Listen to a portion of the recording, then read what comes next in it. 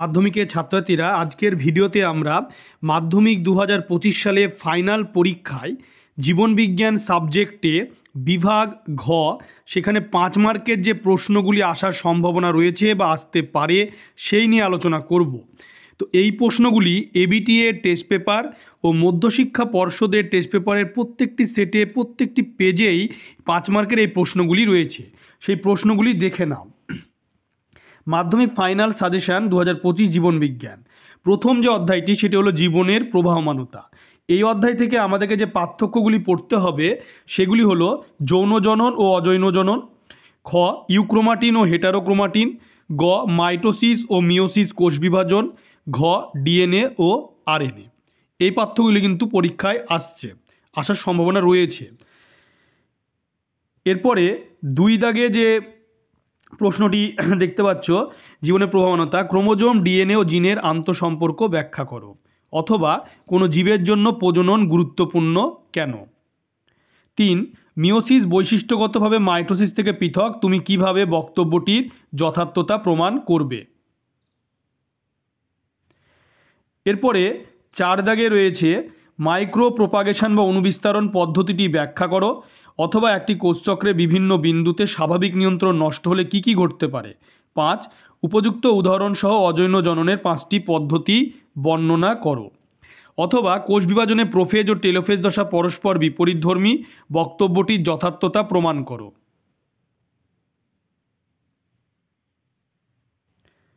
এরপরে 6 দাগে রয়েছে প্রজাতির ক্রোমোজোম সংখ্যা ধ্রুবক রাখা ও জীবের মধ্যে প্রকরণের উৎপত্তি, এই দুটি বিষয়ে মিওসিস কোষ বিভাজনের তাৎপর্য ব্যাখ্যা করো, অথবা মানব বিকাশের বার্ধক্য দশায় জ্ঞানেন্দ্রিয় অস্থির কী কী পরিবর্তন হয় তা তালিকাবদ্ধ করো। এরপরে নেক্সট যে অধ্যায় রয়েছে বংশগতি, সেখান থেকে কি প্রশ্ন আসছে টেস্ট পেপারগুলিতে সেগুলি দেখে নাও। 1 বিশুদ্ধ কালো বর্ণ অমসৃণ লোমযুক্ত একটি গিনিপিগের সঙ্গে বিশুদ্ধ সাদা বর্ণ ও মসৃণ লোমযুক্ত একটি গিনিপিগের সংকরায়ন ঘটালে দ্বিতীয় অপত্য বংশের শিষ্ট অপত্যগুলিকে ফিনোটাইপ অনুপাত চেকার বোর্ডের সাহায্যে দেখাও, অথবা মেন্ডেলের সাফল্য লাভের 3টি কারণ লেখো।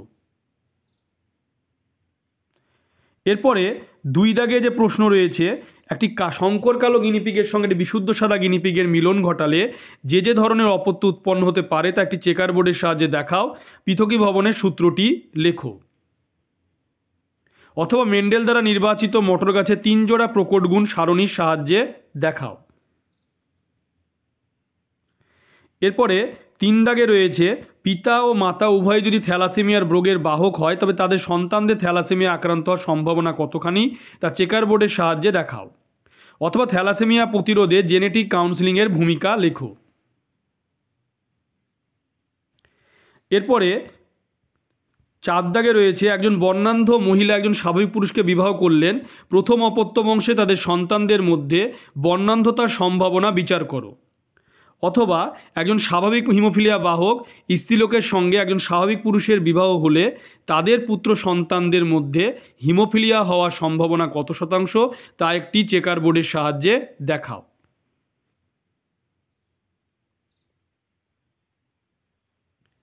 এরপরে অভিব্যক্তি যে অধ্যায় রয়েছে সেখান থেকে টেস্ট পেপারে কোন প্রশ্নগুলি আসছে দেখে নাও।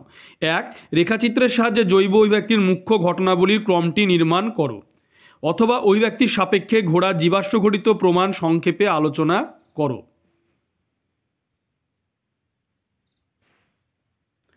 এরপরে 2 দাগে রয়েছে নিষ্ক্রিয় অঙ্গ কিভাবে জৈব অভিব্যক্তিকে সমর্থন করে উদাহরণ সহযোগে লেখো, অথবা দুটি অন্তর্গঠনগত বৈশিষ্ট্যের ভিত্তিতে তিমির, ফিলিপার আর পাখির ডানাকে সমসমস্ত অঙ্গ বলে বিবেচনা করা হয় তা উল্লেখ করো। এরপরে 3 দাগে রয়েছে ল্যামার্কের মতবাদের প্রতিপাদ্য বিষয়গুলি আলোচনা করো, অথবা ল্যামার্কের মতবাদ অনুযায়ী ব্যবহার ও অব্যবহারের সূত্র এবং অর্জিত গুণাবলীর বংশানুসরণ উপযুক্ত উদাহরণ সহ ব্যাখ্যা করো।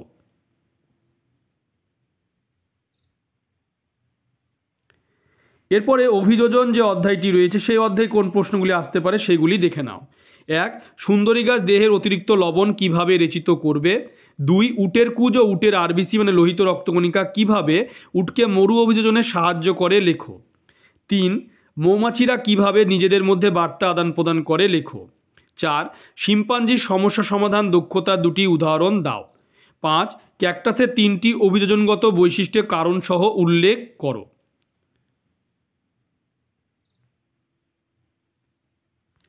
এরপরে লাস্ট যে অধ্যায়টি রয়েছে পরিবেশ তার সম্পদ ও তাদের সংরক্ষণ, এই অধ্যায় থেকে দুটি প্রশ্ন আসে।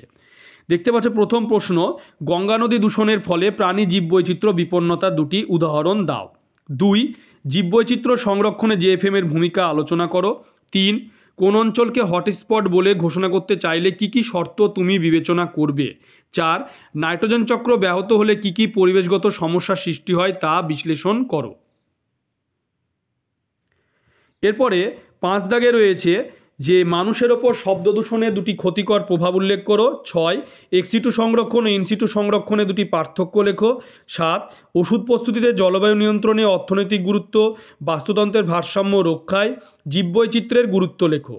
8 পরিবেশগত কি কি কারণে ক্যান্সার হয় উল্লেখ করো। এরপরে 9 দাগে রয়েছে বহিরাগত প্রজাতির অনুপ্রবেশ কিভাবে স্থানীয় প্রজাতির বিলুপ্তি ঘটতে পারে উদাহরণসহ আলোচনা করো। 10 নাইট্রোজেন চক্রটি শব্দচিত্র বা রেখাচিত্রের সাহায্যে উপস্থাপিত করো। 11 নিম্নলিখিত দূষকগুলি পরিবেশ ও মানব স্বাস্থ্যে কী কী প্রভাব ফেলে তা মূল্যায়ন করো। অভঙ্গুর কীটনাশক, পরাগরেণু, ফসফেট ও নাইট্রেট সমৃদ্ধ রাসায়নিক সার, সিএফসি, স্বাস্থ্যকেন্দ্রে জীবাণু সমৃদ্ধ আবর্জনা। এরপরে 11 দাগে রয়েছে মানুষের লাগাম ছাড়া অনেক কাজই পরিবেশকে দূষিত করে, এই সপক্ষে দুটি উদাহরণ দিয়ে উক্তিটি সমর্থন করো। 13 বিশ্ব উষ্ণায়নের ফলে সমুদ্রের জলস্তরের উচ্চতা অধিক বৃদ্ধি পেলে সুন্দরবনের মানুষ ও সেখানকার জীববৈচিত্র্যে কী কী সমস্যা দেখা দিতে পারে। এরপরে 14 দাগে রয়েছে ভারতবর্ষে রেড পান্ডা সংরক্ষণের জন্য কী কী ধরনের প্রচেষ্টা চলছে তা আলোচনা করো। 15 নাইট্রোজেন চক্রে যে কোনো 3টি ধাপে ব্যাকটেরিয়ার ভূমিকা বিশ্লেষণ করো। 16 সিংহ সংরক্ষণের জন্য ভারতবর্ষে গির্জাতীয় উদ্যানে যে যে ইনসিটু ব্যবস্থা নেওয়া হয়েছে তা উল্লেখ করো। এরপরে 17 দাগে রয়েছে যে মিষ্টি জলে উৎসগুলি কিভাবে দূষিত হয়। 18 ভারতীয় একশৃঙ্গ গন্ডারের সংখ্যা বাড়ানোর জন্য দুটি সংরক্ষণ সংক্রান্ত পদক্ষেপ প্রস্তাব করো। 19 বাঘের সংখ্যা হ্রাসের কারণ কি, ভারতবর্ষে বাঘের সংখ্যা বৃদ্ধির জন্য কি কি ইনসিটু সংরক্ষণ উদ্যোগ নেওয়া হয়েছে তা লিপিবদ্ধ করো।